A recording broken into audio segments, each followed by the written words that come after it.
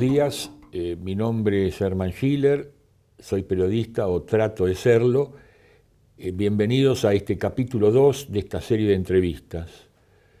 Desde hace varios años, yo diría unos cuantos años, han surgido en nuestro medio, en la Argentina, organizaciones sociales que vienen a cumplir papeles que otros dejaron de lado.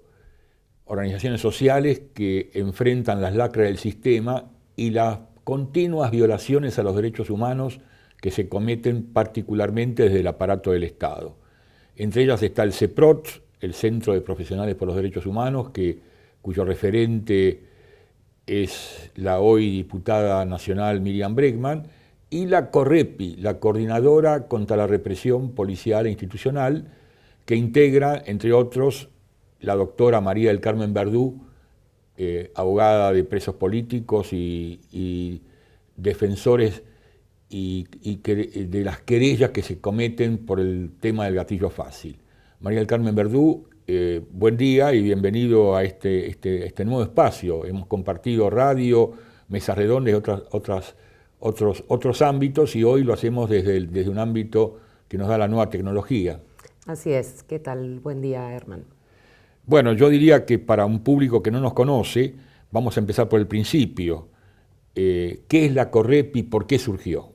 CORREPI es una organización antirrepresiva que empezó a conformarse a fines de la década del 80, precisamente a partir de un grupo muy pequeño de compañeros que veíamos el incesante crecimiento en los barrios de fusilamientos de gatillo fácil, la incidencia sistemática de torturas en cárceles, en comisarías, en otros lugares de detención, muchas veces con el resultado de la muerte de esos detenidos, la represión cotidiana de la mano de las racias, de todo el sistema, todo el mecanismo de detenciones arbitrarias, la averiguación de antecedentes, los códigos de faltas, las contravenciones, y que empezamos a analizar esos distintos fenómenos en apariencia desvinculados hasta concluir que se trataba de distintas expresiones de una política de Estado dirigida a ejercer el control y el disciplinamiento social. A partir de allí empezamos a promover la organización y la lucha contra esas distintas formas represivas desde una posición de absoluta independencia, por supuesto, del Estado, de cualquiera de sus gobiernos, órganos, organismos, etcétera.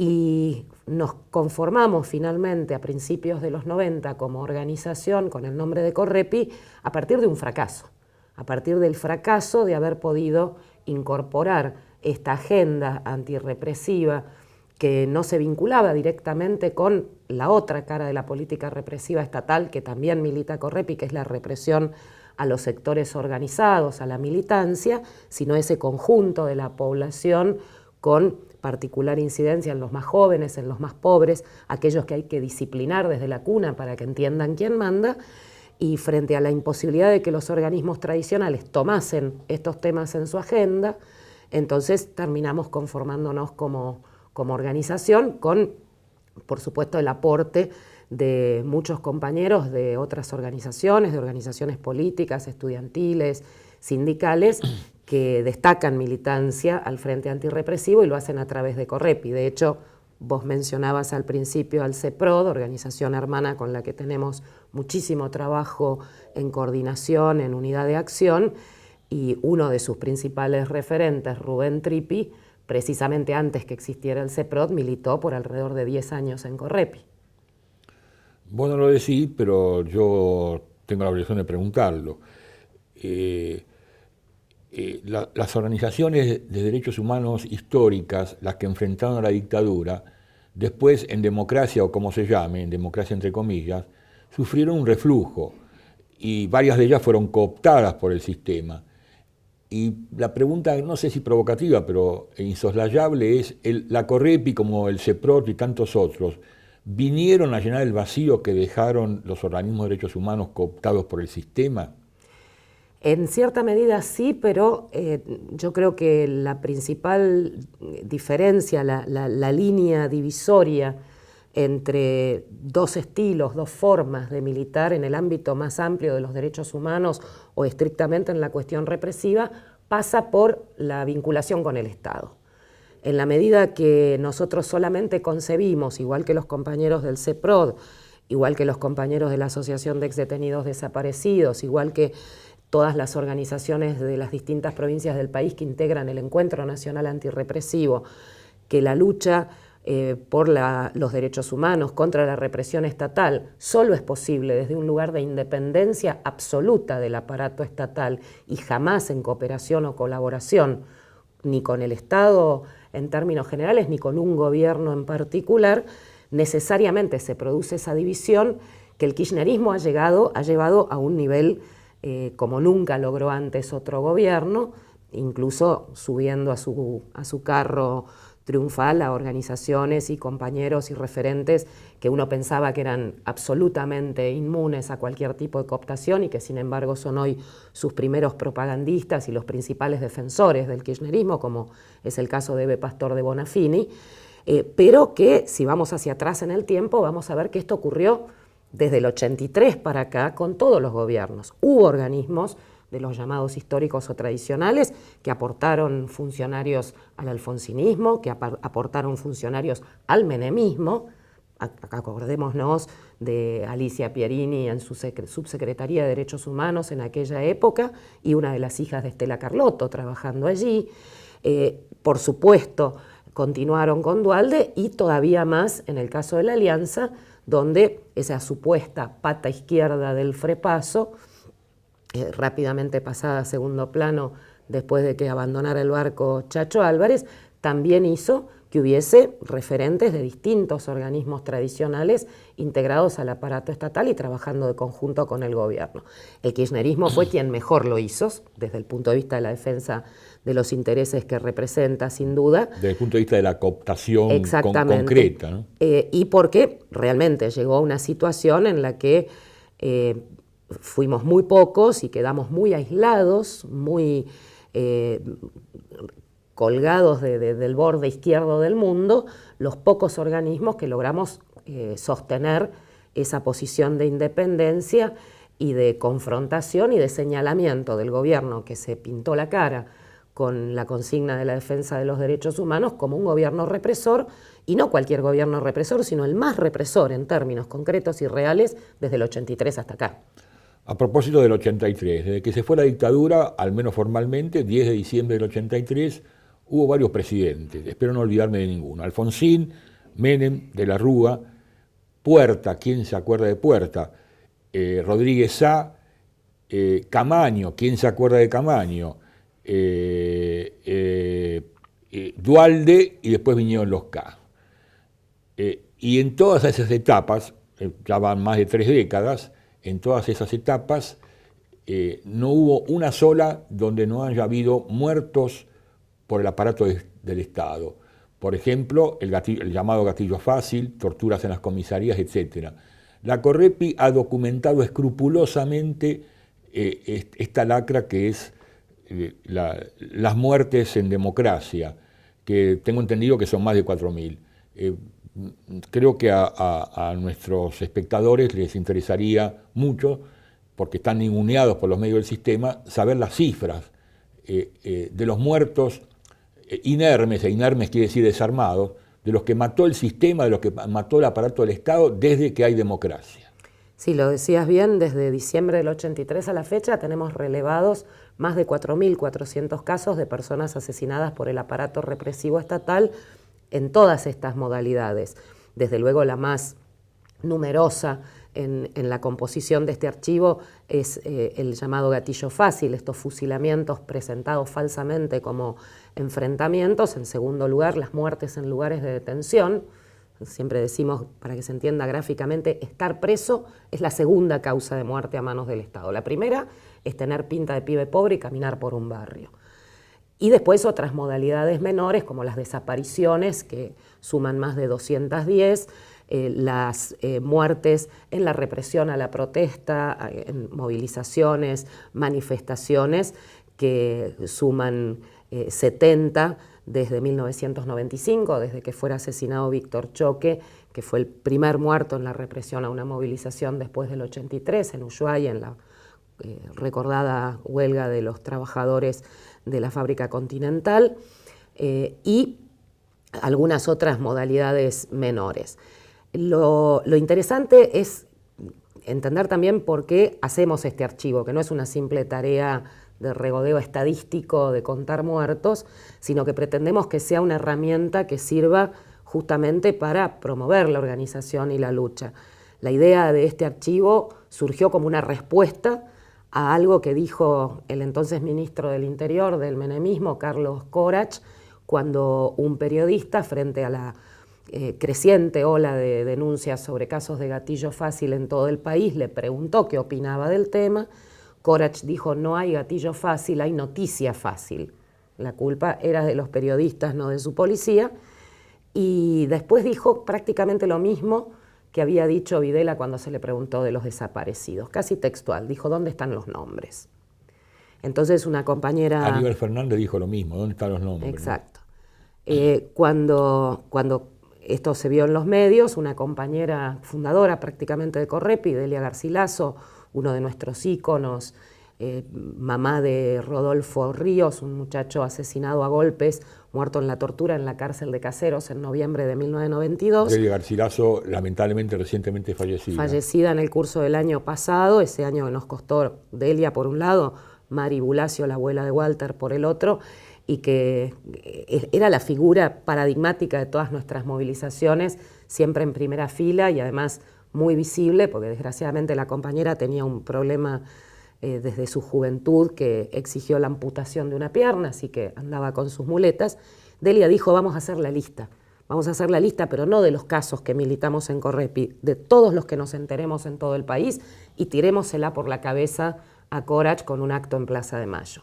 Y de ahí surgió la iniciativa, esto fue en 1996, de recolectar de todas las fuentes disponibles, medios de comunicación, contacto directo con los familiares, amigos o vecinos, informes que nos hacen llegar otras organizaciones, cualquier medio que nos permita tomar conocimiento de un caso, que luego, por supuesto, chequeamos, tratamos de documentar para que sea un trabajo serio, y de esa manera construir este listado que sabemos que es enormemente incompleto, porque cada vez que logramos viajar por primera vez a algún lugar del interior, volvemos con una pila de casos que no conocíamos hasta entonces, que no habían tenido trascendencia en los medios de comunicación y que tenemos que agregar al archivo. Es una herramienta en permanente construcción, tenemos una tarea sistemática de control de periódicos, de medios, ahora gracias a las distintas formas electrónicas de comunicación, mucho más fácil que el trabajo que había que hacer antes de ir a las redacciones de los diarios, buscar en las hemerotecas, etc.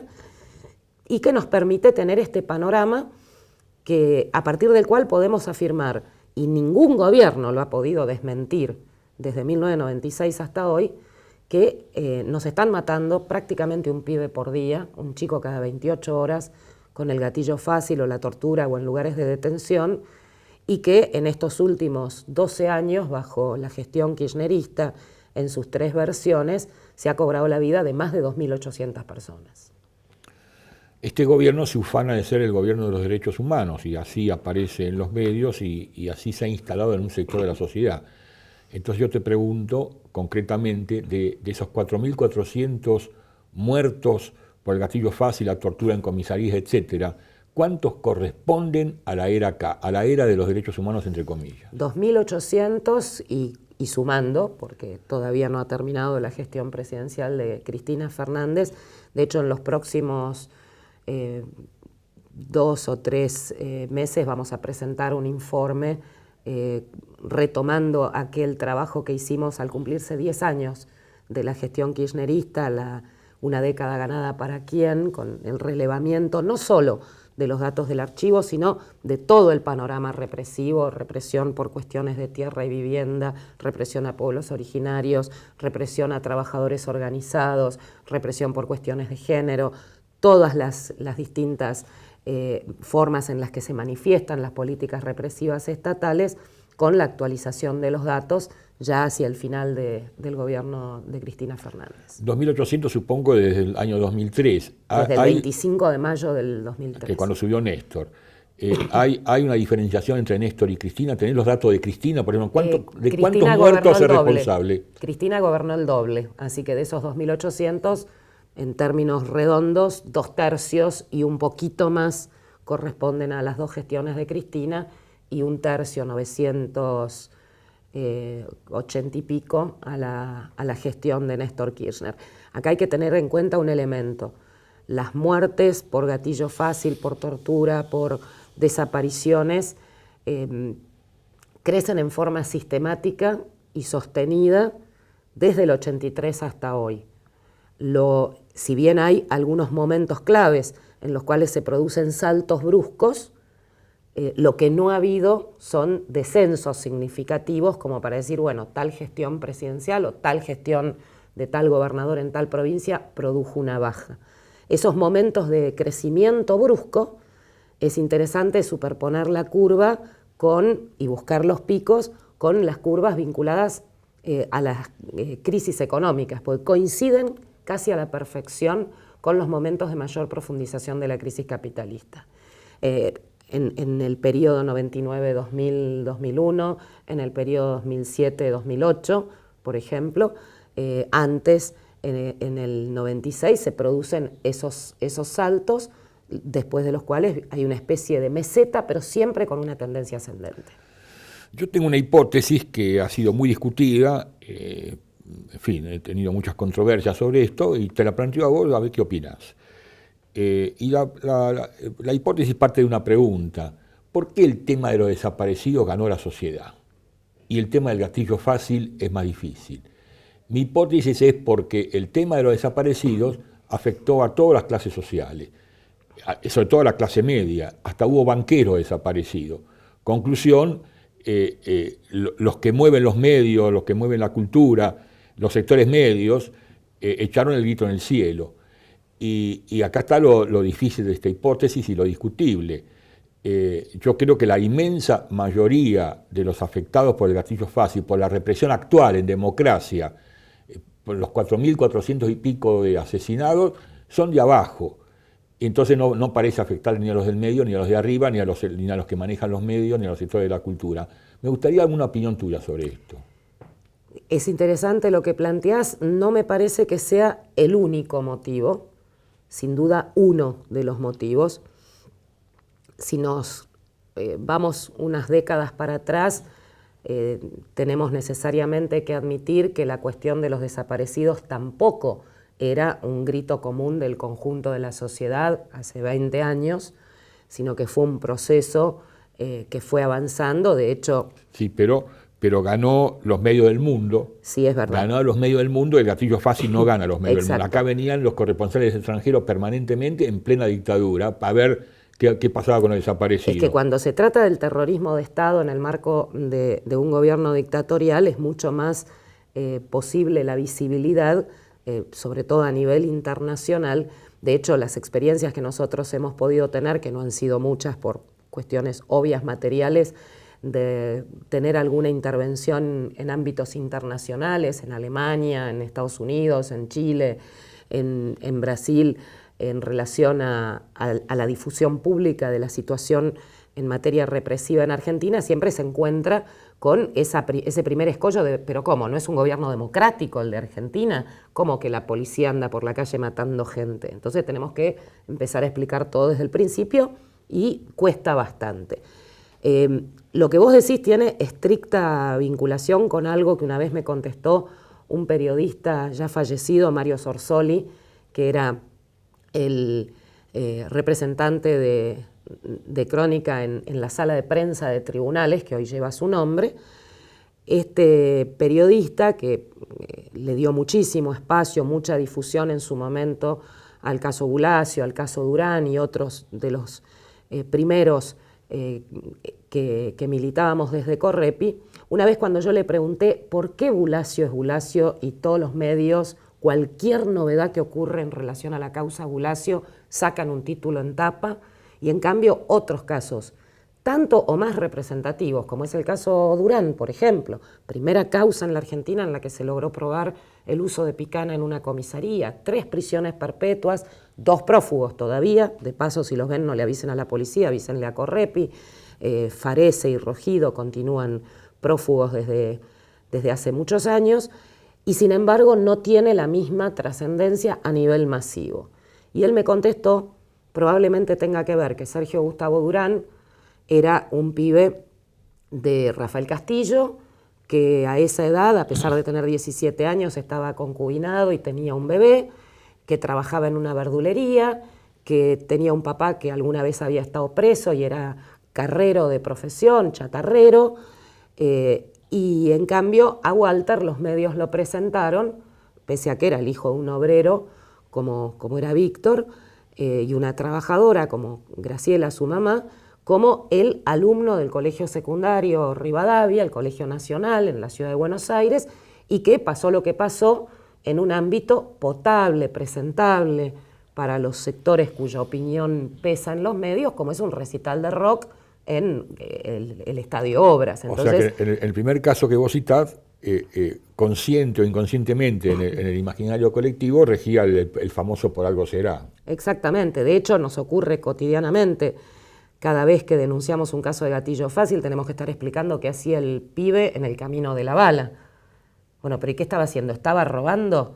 Pregunta que inmediatamente remite a que esa persona, consciente o inconscientemente, está diciendo, bueno, pero si estaba robando, no está tan mal el tiro en la nuca o en la espalda. Que se joda, ¿no? Y son 2 cosas completamente diferentes. También es cierto, volviendo a tu pregunta inicial, que la bandera de los desaparecidos forma parte de esa política de cooptación que en los últimos 12 años ha llevado adelante el gobierno kirchnerista y que, a diferencia del gatillo fácil, que es la herramienta de control social a nivel masivo hoy, es una cuestión relegada a determinado periodo histórico y sería impensable ver hoy a Cristina Fernández o a Aníbal Fernández o a Scioli o a cualquier otro funcionario del gobierno nacional, provincial de la ciudad o de cualquier otra provincia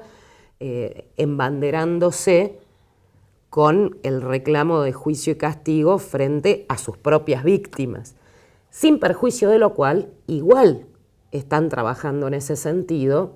Y es una de las cuestiones que más preocupa hoy a Correpi en términos de discurso público y de las formas de interpelar a la población, porque en la misma línea que han trabajado la política en materia de cooptación en el ámbito de derechos humanos, están desarrollando cada vez con mayor ímpetu formas de cooptar la lucha de los familiares de las víctimas del gatillo fácil y la tortura y las organizaciones antirrepresivas. Allí están el Programa Nacional Antiimpunidad, allí está la Campaña Nacional contra la Impunidad o la Violencia Institucional, donde, por ejemplo, aparece Estela Carlotto, que se ha cansado de subir a palcos abrazada a Kirchner, a Cristina, etcétera, y ya lo había hecho antes con gobiernos anteriores, utilizando la misma consigna con la que sale Correpi en los barrios a combatir esta promoción del ingreso a la policía como salida laboral para los jóvenes, con la consigna no cambies la visera por la gorra.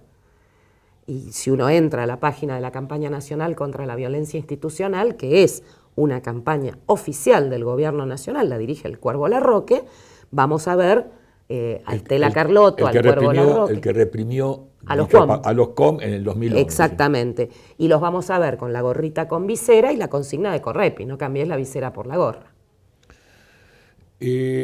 Hace algún tiempo hice una experiencia, un experimento, no sé, bastante riesgoso.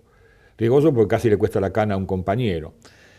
Tengo un compañero que es morocho.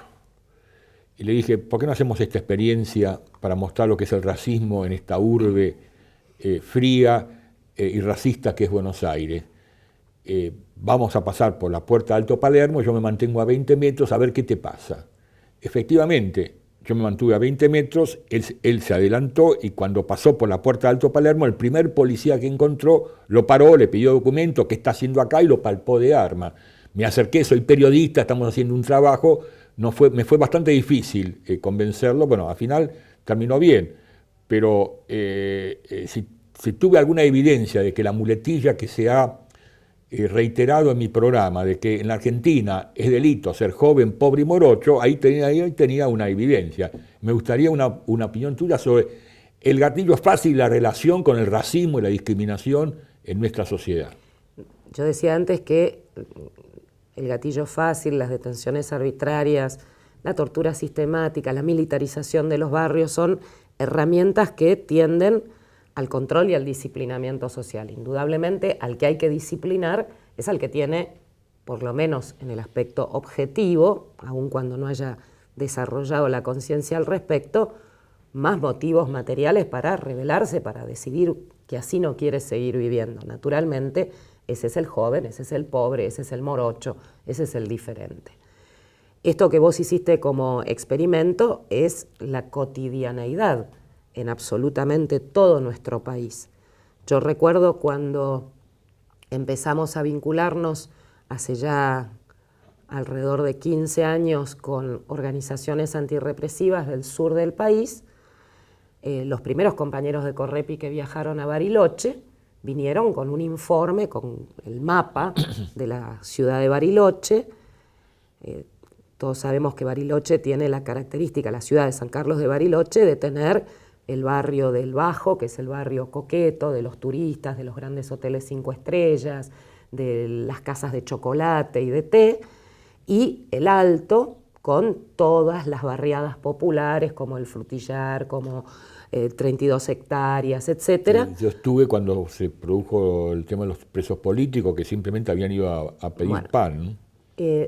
De los barrios del Alto al Bajo, hay solamente 7 lugares, 7 entradas, 7 caminos por los cuales se puede bajar.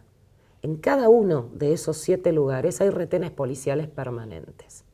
Sin proponernos hacer una experiencia como la tuya, sino simplemente porque se dio así, un día bajábamos hacia el centro de la ciudad porque había una actividad organizada, era el aniversario, se cumplían 10 años de aquella famosa piña que el guardaparque y expreso político Alfredo Chávez le había propinado a Alfredo Astiz cuando lo reconoció en una parada de esquí.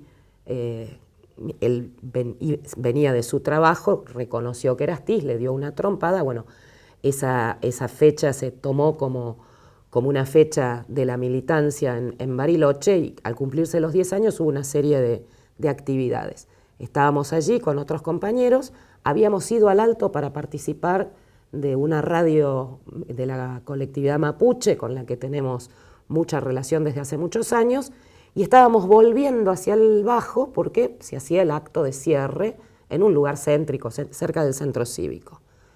Éramos 10 o 12 caminando por la calle y yo no me di cuenta y me aparté del grupo, y los compañeros mapuches de la radio, con otros compañeros de Correpi, de Moreno, de Ituzaingó, de Villafiorito, también venían caminando rezagados. De repente me di cuenta que estaba sola, porque a todos los demás los había pagado la policía y tuve que hacer lo mismo que vos, ir corriendo en lugar de la chapa de periodista, la chapa de abogada, armar un escándalo, y terminé dando fe que no eran delincuentes, sino que me estaban acompañando a mí, que tengo pinta de señora principal. Eso es lo habitual. De hecho, nosotros hablamos de cómo funciona el cerco policial en los barrios, que tiene como objetivo no evitar que la gente entre, sino controlar quién sale y para qué. Los burgueses de Buenos Aires, los sectores medios, desconocen que los pobres en Bariloche prácticamente viven bajo estado de sitio. Yo lo he comprobado por todos lados. Sucede lo mismo en temporada en Mar del Plata, sucede lo mismo en temporada en todas las ciudades turísticas del país, donde los habitantes de los barrios populares, pensemos en Mendoza, donde directamente se llevó adelante una campaña para eliminar del centro turístico de la ciudad la fea presencia de chicos pidiendo una moneda por abrir la puerta de un taxi o por limpiar un vidrio. Otro tema ninguneado, absolutamente ninguneado por los medios del sistema. Cuando se habla de desaparecidos, uno piensa en la década del 70, piensa en Videla, piensa en Camps, en Macera y todo lo que sabemos. No sabe que hay desaparecidos en democracia, creo que desde el 83 hasta ahora son más de 200 y me gustaría tu puntualización sobre este tema. Sí, más de 210 registrados, de los cuales 70 desaparecieron en estos últimos 12 años. También en este caso... 70 desaparecidos en la época kirchnerista. Exactamente. Hay algunos casos que todos conocemos y que uno recuerda con más precisión, como Jorge Julio López, como Luciano Arruga, en alguna ocasión Iván Torres, pero por ejemplo en el caso... Miguel Bru. Miguel Bru ya es del sí, periodo anterior. O sea, Bru, Guardati, Baigorria, Garrido, los casos mendocinos. Son los casos mendocinos. Andrés Núñez también en La Plata, igual que Miguel Bru, son los casos históricos junto con Basualdo de Entre Ríos. En fin, no hay periodo en estos 30 años donde no encontremos desaparecidos, la enorme mayoría con un perfil común. Pibes de barrio que venían con hostigamiento policial, persecuciones o intentos de cooptarlos para que sirvan como mano de obra esclava para el desarrollo de lo que yo llamo el crimen del chiquitaje, que es el que administra y explota la policía en los barrios, al mismo tiempo que dirige el gran aparato represivo con logística. Como fue el caso de Luciano Arruga. Exactamente. Lo mataron porque no quería trabajar para la policía. Y ese es el perfil de la enorme mayoría de los desaparecidos en democracia. Pibes que son vistos por última vez cuando son detenidos, cuando son subidos a un patrullero, cuyo cuerpo no aparece nunca más o aparece años, décadas después. Hay otras modalidades también que tienen que ver con el ocultamiento de otros delitos. Un caso particularmente dramático es el de Alejandro Flores, un nene de 5 años de Córdoba, que estaba jugando en una plaza a pocos metros de su casa, se produjo una tormenta de arena, el chiquito se desorientó y cuando quiso cruzar la calle fue atropellado por un patrullero. Hasta allí un accidente de tránsito que tanto hubiera dado que fuera una ambulancia, un patrullero, un colectivo. Pero, como quienes manejaban el patrullero eran policías, lo que hicieron, en lugar de lo obvio que es pedir ayuda, llamar a una ambulancia, etc., ocultaron el cuerpo, lo enterraron. Comprobaron posteriormente las pericias que Alejandro hubiera tenido una chance de sobrevivir si hubiese sido asistido médicamente. Lo enterraron en las afueras del pueblo, fueron a la comisaría, le contaron al comisario, el comisario dio orden, de esto no se habla más, el patrullero fue llevado a otro pueblo para repararlo por los daños que presentaba y 17 años después se descubrió el cuerpito cuando un intendente se le ocurrió hacer unas excavaciones para instalar unos tendidos de cloaca y bueno, la excavadora encontró los huesitos y allí se pudo reconstruir la historia. Hablamos de gatillo fácil y hablamos generalmente de personas desarmadas a las cuales se los fusila o que mueren en la mesa de tortura. Pero también en estos años de democracia, pseudodemocracia, democracia trucha, como se llame, hubo muertos en acciones de protesta social. Fueron compañeros que estaban movilizados por tal o cual razón, fueron asesinados por el aparato represivo. ¿Podés hablarnos de eso? Víctor Choque, en abril de 1995, en Teresa Ushuaia. Rodríguez. Teresa Rodríguez, exactamente 2 años después, el mismo día, el 12 de abril, pero de 1997, en Cutralcó, Aníbal Verón, Barrio, Santillán, en las grandes movilizaciones de los 90 en el norte, en Salta, en Jujuy. Por supuesto, en el 99, la masacre del Puente de Corrientes, con Mauro Ojeda, Francisco Escobar asesinados y centenares de heridos de bala en ese episodio que está absolutamente impune. Ni de la Rúa, que era el presidente, había asumido apenas una semana antes del ataque al puente, donde estaban concentrados los autoconvocados desde hacía 10 días, ni su ministro en ese momento del Interior, Storani, Federico Storani, ni quien fue a fungir como interventor de Corrientes después de la masacre y que después sería el ministro del Interior, o sea, el rol de Storani, pero para el 20 de diciembre, Ramón Mestre, el cordobés, ninguno de ellos, ni mucho menos el comandante Chiappe de Gendarmería, etcétera, han sido siquiera investigados seriamente en la causa penal, que por eso hemos llevado junto con los compañeros correntinos, a la Comisión Interamericana de Derechos Humanos, donde está en trámite. Después del puente de Corrientes, imprescindible hablar del 20 de diciembre, 19 y 20 de diciembre de 2001, 39 asesinados en todo el país. También allí en ningún caso se ha pasado en las causas penales más allá de los autores materiales, y eso solo en algunos casos. En la causa en la ciudad de Buenos Aires logramos, a fuerza de muchísima presión a través de la movilización, de la lucha, que en un momento fuese indagado de la Rúa y fuese procesado por los homicidios, entre ellos nuestro compañero militante de Correpi, Carlos Petete Almirón. Rápidamente fue sobreseído por la Cámara de Apelaciones, confirmada esta situación por la Corte, y de hecho hace menos de 2 semanas declaró como testigo en el juicio oral. Un testigo es una persona ajena a la responsabilidad de un hecho que percibió algo a través de sus sentidos. Bueno, en ese rol declaró en el juicio de la Rúa hace un par de semanas atrás, por supuesto diciendo que él no tenía nada que ver. Darío y Maxi en Puente Pueyrredón ya en junio de 2002, y a partir de allí todos los hechos vinculados con el actual gobierno o sus aliados provinciales.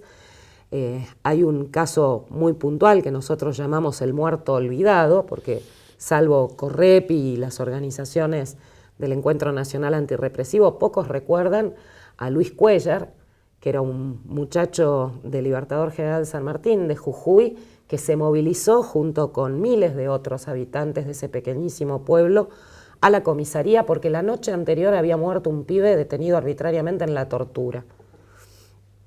Y esa movilización fue reprimida y Luis Cuellar fue fusilado. Ese fue el primer muerto del kirchnerismo en la represión a la protesta.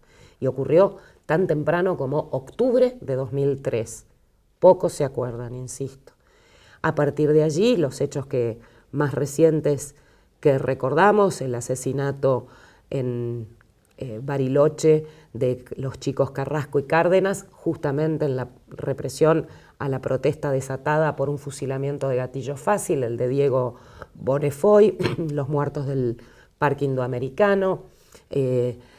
Hay otro caso, Facundo Vargas, también en una movilización contra el gatillo fácil en Talar de Pacheco, y así sigue la lista con los muertos en las distintas represiones por persecución a los pueblos originarios, alrededor de 20 muertos de la comunidad Cuom en estos años, y algunos casos también muy paradigmáticos como el de Mariano Ferreira, en donde vemos intervenir no ya al aparato represivo de uniforme como único protagonista, sino en consonancia y articulado con la patota, con esos grupos de choque que hacen que hablemos de una suerte de tercerización de la represión, modalidad muy extendida a lo largo de la gestión kirchnerista para reprimir trabajadores organizados, porque de esa manera al día siguiente el titular del diario es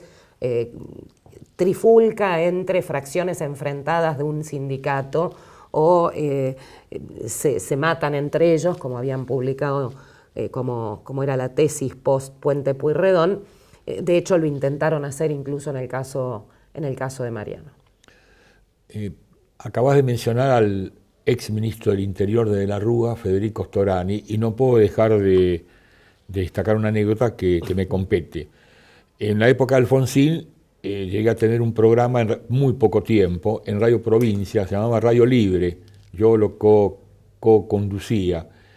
Para el 1 de mayo no podíamos dejar de mencionar el episodio represivo del coronel Falcón y el acto justiciero que cometió Simón Radovisky con aquel asesino. Dicho sea de paso, no hace mucho descubrí que Simón Radovisky era pariente lejano mío, pero esa es una anécdota al margen. Bueno, Federico Storani en esa época, no sé qué cargo tenía en la Universidad de La Plata, si era el interventor, no sé exactamente, él ordenó que levantaran el programa bajo la acusación de que yo hacía la apología de la violencia porque dije que lo que hizo Radovisky fue un acto justiciero. Ese que me levantó el programa porque yo hice apología de la violencia tiene las manos manchadas de sangre con los muertos del puente Resistencia Corrientes, del puente General Belgrano. Y una última pregunta para cerrar este nuevo capítulo de esta serie de entrevistas. Los medios nos tienen hasta el hartazgo con el tema de la inseguridad. Por supuesto, son los villeros, son los pobres, los promotores de esa inseguridad. Y casi nadie habla de que, como dice la Correpi, la inseguridad es la policía en la calle. Y en los últimos tiempos se han destapado, ha quedado bastante en evidencia el tema de la policía delincuencial, los partícipes directos de los hechos, de los grandes hechos delictivos, como son la piratería del asfalto, el proxenetismo, los asaltos, etc. Y hubo algunos casos paradigmáticos. En 3 de febrero y San Martín, esto pasó hace 2 o 3 semanas, fueron detenidos policías vinculados con el narcotráfico, y hace 2 o 3 días toda una comisaría, la de San Nicolás, fue detenida porque estaban vinculados con el narcotráfico, incluido el comisario. Entonces mi pregunta para cerrar esta entrevista es esa justamente, la policía delincuencial, los verdaderos promotores de la inseguridad en la Argentina. Cuando nosotros decimos que inseguridad es la policía en la calle, dicho así a veces suena como algo descolgado de la realidad, pero lo cierto es que noticias cotidianas como las 2 que vos mencionabas lo comprueban a cada paso. Nosotros tenemos a veces un problema con el boletín informativo que enviamos por internet semana a semana, porque a veces parece que estamos escribiendo otra vez de lo mismo. Y no es que estamos repitiendo la misma noticia, es que lo que pasó ahora en San Nicolás es igualito a lo que pasó la semana anterior en San Martín, igualito a lo que pasó la semana anterior en 3 de febrero, o lo que pasó en Mendoza, o lo que pasó en Tucumán. Vos decías bien, narcotráfico, la explotación de personas para la trata o para trabajos esclavos, piratas del asfalto, asaltos comando. No hay estilo de crimen organizado que cuando se desbarata alguna banda, la mayor de las veces por algún tipo de factura impaga que hace que alguno buchonee y entonces cae el resto, donde no aparezca sistemáticamente el elemento de algún integrante del aparato represivo estatal. Para decirlo gráficamente, salta el botón, siempre. Y esto ocurre de manera constante, incluso con algunos episodios que muestran una verdadera articulación multifuerza. Yo siempre pongo el ejemplo de aquel enorme cargamento de cocaína, creo que sigue teniendo el récord del secuestro más grande, al menos en la provincia de Buenos Aires, que se iba a exportar a España en un doble fondo de los plásticos que se habían utilizado para cubrir el estadio de River durante un recital creo que de Sabina y Serrat. Bueno, allí en Avellaneda, en los aparatos que estaban preparados para devolver esa especie de piso plástico desarmable a su propietario en España, se encontraron no sé cuántos centenares de kilos de cocaína. ¿Quiénes fueron los detenidos? Pues había policía bonaerense, policía federal, había servicio penitenciario federal, servicio penitenciario santafesino, y un aporte muy particular, el químico, el que cocinaba y se encargaba de la parte técnica de la producción de la droga, era un preso. Era un tipo que tenía que estar en la cárcel de Coronda y que había sido sacado en comisión por el servicio penitenciario santafesino, que estaba ahí custodiándolo para que hiciera su trabajo y después volvía a Coronda. En el feudo, digamos, como paréntesis, del llamado narcosocialismo. Exactamente. Esto es sistemático y lo que demuestra es lo que siempre sostenemos. El crimen organizado en la Argentina es dirigido por el aparato represivo estatal de la misma manera que son quienes explotan el otro extremo, el crimen del chiquitaje. ¿Una reflexión final?